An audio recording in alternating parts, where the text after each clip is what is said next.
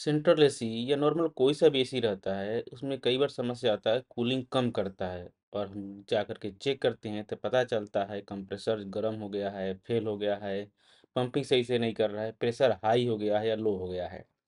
तो कंप्रेसर का pumping fail होने की वजह से कूलिंग नहीं होता है, मेन रीज़न होता है। लेकिन कंप्रेसर का पंपिंग फेल होने में और क्या-क्या समस्या होता है और क्या-क्या कारण से कंप्रेसर का पंपिंग फेल होता है, कैसे हम जानेंगे? और इसका बचाव कैसे कर सकते रहेंगे कि कंप्रेसर का पंपिंग फेल ना हो और एसी हमारा सही तरीके से लॉन्ग लाइफ वर्क करे? ये वीडियो हम इसी के बारे में जानने देखने वाले हैं, आपके लिए बहुत ही यूज़फुल होने वाला है। अगर आप एचवीएसी कोर्स कर रहे हैं या फिर टेक सीख रहे हैं काम या फिर आप गल्फ जॉब में या फिर कहीं इंटरव्यू देना चाहते हैं, सबके लिए आपके लिए यूज़फुल होने वाला है। कंप्रेसर पंपिंग होले होन होन कंप्रेसर का पंपिंग फेल होने के मेन क्या-क्या कारण होता है, ये समझते हैं हम। सबसे पहले हो जाता है गैस की कमी या फिर गैस का लीकेज होना सिस्टम में। ठीक है? कंप्रेसर को ठीक से काम करने के लिए सही मात्रा में गैस की ज़रूरत होती है। अगर सिस्टम में गैस कम हो जाए या फिर पाइपलाइन में कहीं से लीकेज हो जाए, तो कंप्रेसर खाली चलते लगता है और इसमें पंपिंग फेल हो जाता है और कंप्रेसर ओवरहीट होकर के बंद हो जाता है कंप्रेसर का। अधिक वोल्टेज होना या फिर सिस्टम में कई बार है ना, कई अधिक वोल्टेज हो गया या फिर कम वोल्टेज हो गया, वो टाइम में क्या होता है, आपका बिजली जो रहता है, पावर रहता है, कम में ज़्यादा होगा। इससे क्या हुआ, कंप्रेसर में उतार चढ़ाव हुआ, यानी कंप्रेसर के लिए नुकसानदायक होता है। ज़्यादातर वोल्टेज से कंप्रेसर जल जाता है। अधिक वोल्टेज होगा तो क्या हुआ, कंप्रेसर जल जाता है, उसका वाइंडिंग जल जाता है और यह सही दबाव नहीं बना पाता है। जब वाइंडिंग जल जाएगा तो उसका पंपिंग सही तरीके से नहीं कर पाता है और वो खराब हो जाता है। कंडेंसर कॉइल का गंदा होना, अगर इसी में कंडेंसर कॉइल गंदा है, उसके ऊपर धूल मिट्टी जम गया है, तो हवा का प्रवाह जो है रुक जाता है। इससे कंप्रेसर पर दबाव अधिक पड़ता है और यह पंपिंग फेल हो जाता है। कैपेसिटर या कंडेंसर फैन का खराब होना, कंप्रेसर को शुरू करने और चलाने के लिए कैपेसिटर और फैन मोटर का प्रयोग किया जाता है। अगर ये खराब हो जाए तो कंप्रेसर स्टार्ट नहीं होगा या बीच-बीच में रुक जाता है ये।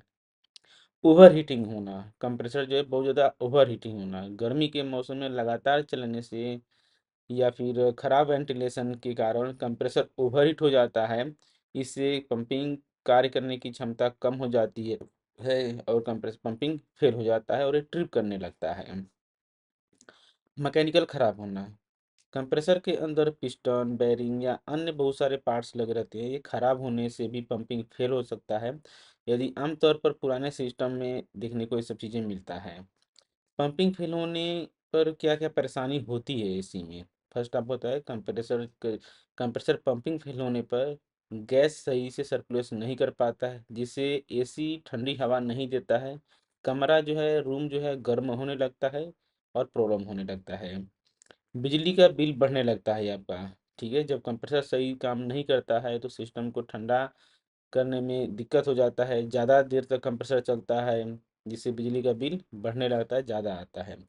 कंप्रेसर का पूरी तरह खराब होना यानी पंपिंग फेल होने पर अगर समय रहते समस्या ठीक न की जाए तो कंप्रेसर पूरी तरह से डैमेज हो सकता है। इसे बदलने में पूरा नुकसान हो जाता है, पूरा चीज़ आपको बदलना पड़ सकता रहेगा। कंप्रेसर फेल होने में, खराब होने में क्या होगा आपका, बहुत ज़्यादा आवाज़, कंप्रेसर से आवाज़ आएगा या वाइब्रेशन करेगा।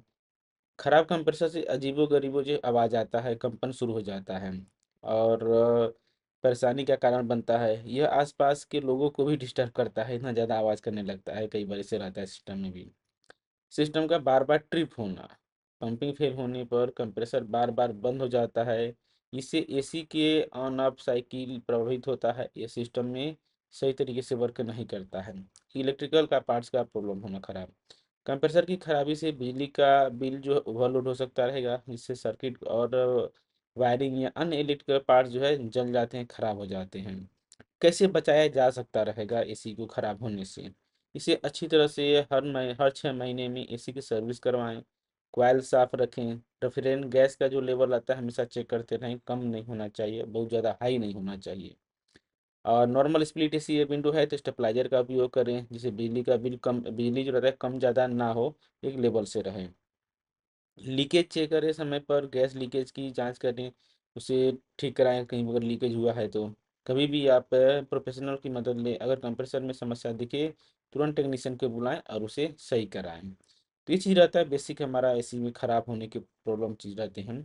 आशा करता हूँ जो कुछ इन्फॉर्मेशन मिला है इसी तरह से और जानकारी के लिए जुड़े रहें तो सब्सक्राइब करें, वीडियो का फीडबैक दीजिए जानकारी मिला या नहीं मिला। आज आपका दिन शुभ हो। Thank you.